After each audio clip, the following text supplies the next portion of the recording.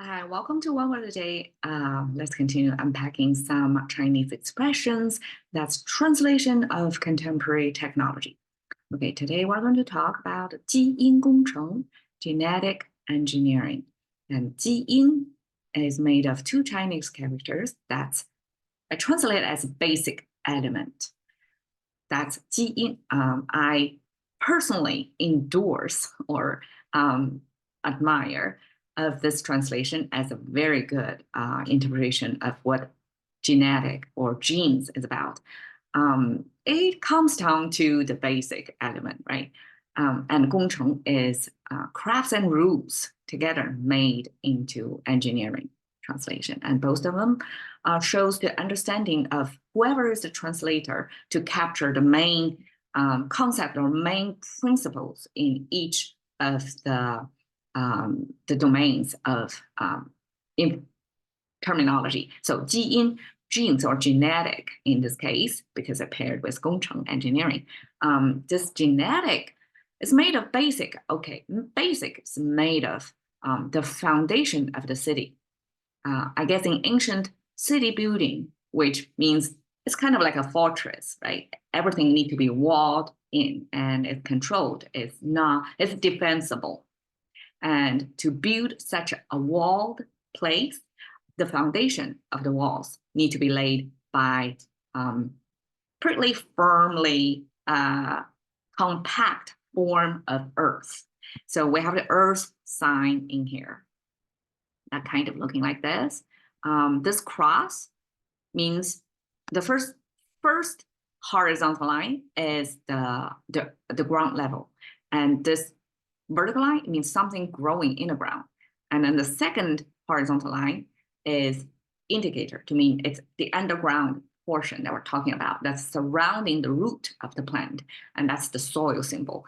And this soil or earth symbol caged in this structure that is said to be it's the space that you're going to pack in a lot of compact earth in it to make the foundation of the city. Okay, so here on the top, this is our 20, number 20, which is made of number 10 and 10 side by side. Okay, the reason why it's 10, that looks like a cross from the English perspective, is because it's the ancient roping technology to record number 10. And the number 10 is the minimum number you can record on a rope. Earlier than that, we can still count with our 10 fingers. Once it round up to a 10, then somebody decide to tie a knot on the rope. That's going to be a permanent record. So that's the ancient record keeping by roping, by tying knots on the ropes. Okay, so this vertical line is the rope itself, and this horizontal line is the indicator to say there is a knot in there, because the knot itself is too small to show, right? And then eventually somebody connect these two tens at the bottom to make it into one unit. And here, connected, make it into one unit. That's a Chinese 20 symbol. And Chinese 20 is in everyday living, that's kind of the maximum, like max out the amount. And then there's a cross in between. So I guess that means this 20, this max amount is filled. It's not empty. It's filled with something. So this filled with soil make the foundation of the city. That becomes the concept of basic. Now, yin is a little bit difficult to understand. From just the look of it, majority of the Chinese are either top and down. You see the two icons stack up together, or left and right. You can see these two icons side by side. Very few, like a very small percentage of Chinese characters is inside and outside. So one character is surrounded by another character, and that character, most likely to be a full, not circle, but kind of a rectangle shape. Rectangle in Chinese is almost reaching the four corners and a full frame of this Chinese character simply means a space. And in ancient times, oftentimes it's the land mass. That means it's the part of the land. Ancient philosophy in Chinese understand the land as, we are flat earth believers back in the East as well. So big piece, flat thing is the land symbol. And then the dome on the top, it's like we believe the heaven is dome shape, but the land is a rectangular shape. That's the best we can came up back then. And so this rectangular shape is our land symbol. And then in the middle is the icon for big land. Okay, big is made of this. Okay, this looks like a human figure, right? I used to explain it as, okay, the starfish shape of human. Later on, I changed my mind because I realized to explain what is big, I have to pair it with what is small. These are opposing concepts. And both of them are 3 strokes. And because they are the basic building blocks of our understanding of the universe, right? We have to first come up with big and small, such basic concepts. Then Chinese express it by, okay, if we understand big, we have to understand small first. So small is made of like this.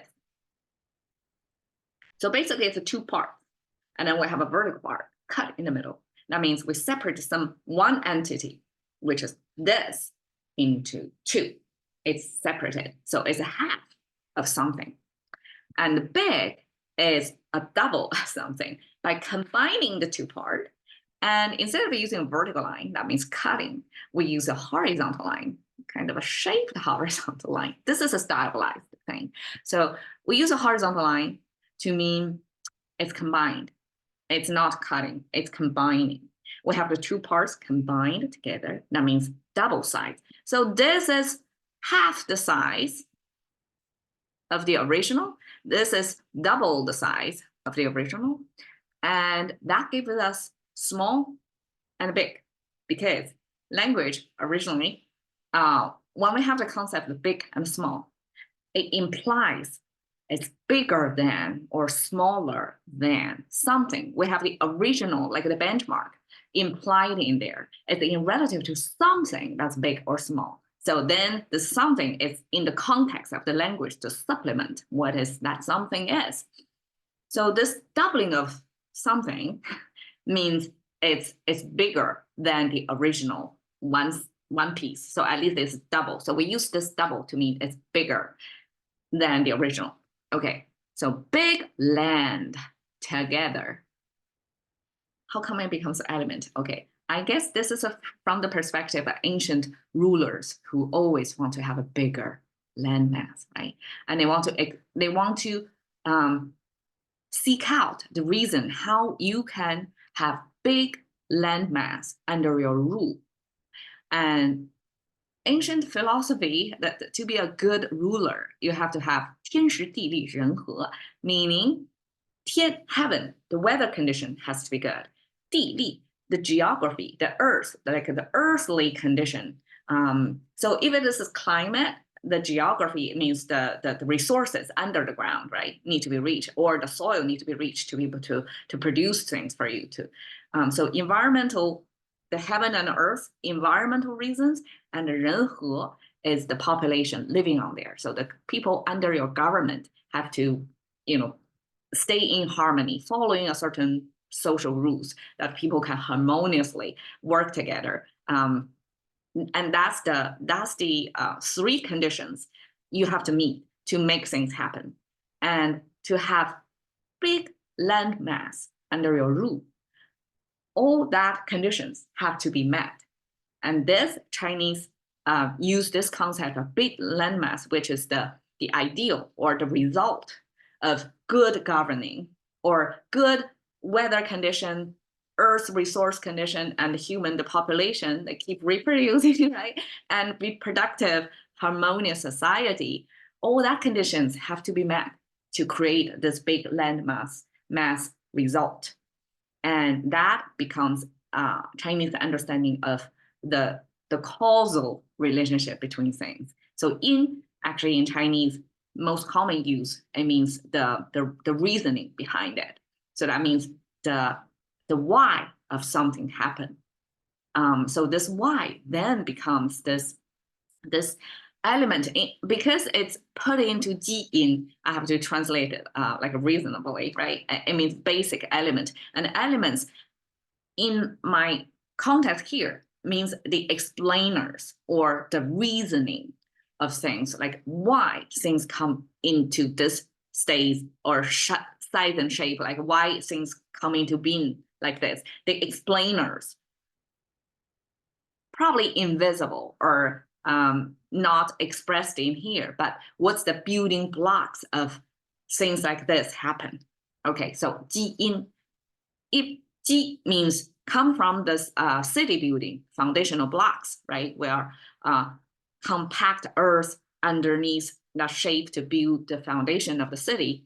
And the yin means the causal elements for anything to happen. And big land is the representation of, okay, big nation, land mass, that's the ideal. And this result must come from the other explainers. And both of them combine together to mean how things would happen genetically. Because genetic is such a foreign concept, right? It's a new technology, and somebody translated as 基因, almost like a basic element. If you pare down things into its essential building blocks, the yin means the mechanisms of why things happen in a certain way. And the ji means the foundations, the building blocks of literally the city, right? Building blocks of the city wall. So this two paired together is a good descriptor of what genetic is about, right? It's your foundation, building blocks, and it kind of explains why you are who you are, right? So that's 基因, and also it's a sound translation as well. Not only is a meaning, it captures the essence of what genes is about. It's a 基因, it's a basic building block, and it explains you to a degree. It's also a sound translation. You hear 基因, that's kind of sound like a gene, right? So that's, to me, it's the best kind of a translation. They capture both the sound and the meaning of things. Okay, 工程, engineering, because it's so long, it's hardly possible to translate sound based on sound. So somebody have to come up with a meaning, capturing what engineering is about. So engineering, according to this person, pared down into two things. One is craft, and represented by this craftsmanship rule tool. So this vertical line connected by two horizontal lines. One vertical line, two horizontal line, 3 strokes was the ancient tool to make perpendicular, like 90-degree perpendicular angles. I guess it's used in house building. You have to make sure your walls are perfectly perpendicular to the ground so it don't collapse. And this basic engineering tool was then represent all kinds of craftsmanship, things you need to build. I guess in a house building context, it's even like a bigger object. It's a human living quarters, shelter building. It's not a small craft thing. It's a bigger scale human built environment thing, right? So that represents this building. I translate as craft. And then 城 represent rules, because Chinese as an agrarian society. In here, it talks about, in the context of an agrarian society. For agrarian society, the left is the crops, and the right is kind of the presentation of the crops, or evaluation of the crops. As you can imagine, ancient times, after a full years of work, your crops are going to be classified, are going to be evaluated, what price it's going to sell. And that's a big deal. That's probably one of the biggest deals to the livelihood of you. So the rules, or how to evaluate, how to assess the valuation of your crops is really a a big deal. It's essential to people's livelihood, right? So this crossing was made of the tree symbol added with one slanted line. That means the some ripening tree. So it's drippy at the tip of the branch. The tree symbol simply is upward turning canopy, downward turning root of the tree connected by the trunk. So together it's an image of a ripening tree, and it means crop in this context. And then the mouth symbol means somebody is speaking. And this is the person symbol, side view person symbol. This is the arm of the person, the butt of the person, the leg of a person, side view person with a big mouth. That means somebody is speaking, and speaking on top of the soil symbol. We're talking about the soil symbol over here, right? Same element, reoccurring theme in Chinese, building blocks of Chinese concept. So somebody is speaking, standing on top of the soil. You can almost view it as ancient times, tax paying process is done by collecting a percentage of crops from the farmers. So I can view it almost like this is the tax collector going on the soils to the land, people working on the land, and they are speaking and they are evaluating the crops of the local community, and they becomes the rule setters, like how much they are going to how much they need to collect from your crops based on their evaluation of your crops. And all that taxation back then practice then carried over into all kinds of rule setting, the rules thing. So when we talk about 工程, it means you have the tools and also the rules work together to correctly making stuff. And that's what engineering essentially is about. So 基因工程 is Chinese way to say genetic engineering. And we compare all kinds of engineering to it. And genetic engineering, as represented here by this, they call it a pre-implantation genetic diagnosis. Is the process like people who does IVF. This is the checking of the the eggs, if things are genetically working perfect for you, so you have a healthy baby, all that kind of thing, is a representation of what genetic engineering is about. It's not leave it up to nature, not leave it to randomness. It's humanly controlled and diagnostically approved. And then you go into that reproduction process. All right, so 基因工程. Thank you for your time. See you another day.